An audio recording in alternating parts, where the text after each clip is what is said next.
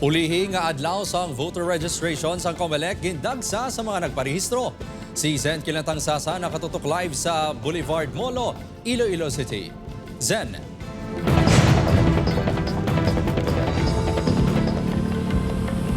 Kim, masobra sa kalibo ka registrants sa Iloilo City ang naghingagaw nga makaparehistro sa bunga adlaw para sa 2026 Barangay and Sangguniang Kabataan elections.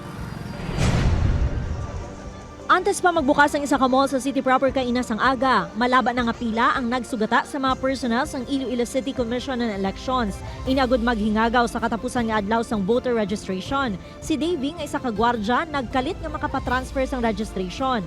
Ang busy dabi, hindi man kami kay security dabi ko. Hindi man kami basta-basta maka-out. Isa man sa mga naghingagaw ang senior citizen nga si Nanay Lerma. Sabi ko ganit 30 ang last day, gali subong last day, may ko yung balan ako sa isa ko kaanak man dito sa amon balay sa lapas. Kalabanan nga rason sa mga nagparehistro na atrasar sila bangod sang konflikto sa schedule sa trabaho. Nangin masulhay naman ang pila halin sa pagpanagtag sang form tubtob sa pagkuha sang biometrics.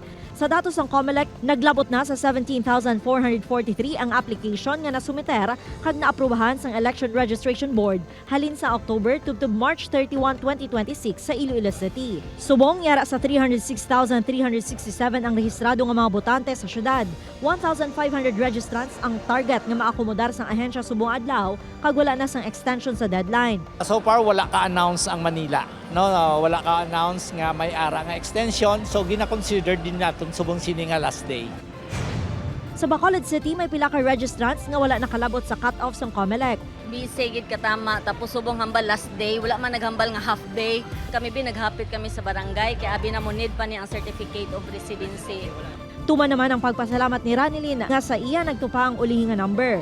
Paano pa ko process ID sang PhilHealth sa Babaw, third floor. So pagbalik ko, laba-laba kaya yung pila. May 3 lang ka biometrics capturing machine ang COMELEC Bacolod. Gani hindi masarangan tapuson na masobra 1,000 aplikante sa sulod sa isa ka adlaw. Hindi man kita maka-accommodate na sa ila. So, we have to cut off, set the cut off, and then sa subong, instead of 800, nag-extend kita 1,000.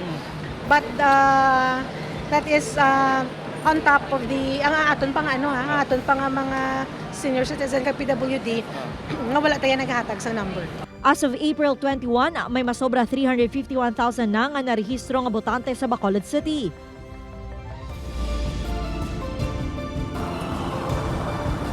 Kim, pasado alauna subong hapon, nag-cut off ng Iloilo City COMELEC sa voter registration. Kutob sa mga nakasulod pa sa linya ang ginakomodara sang ahensya.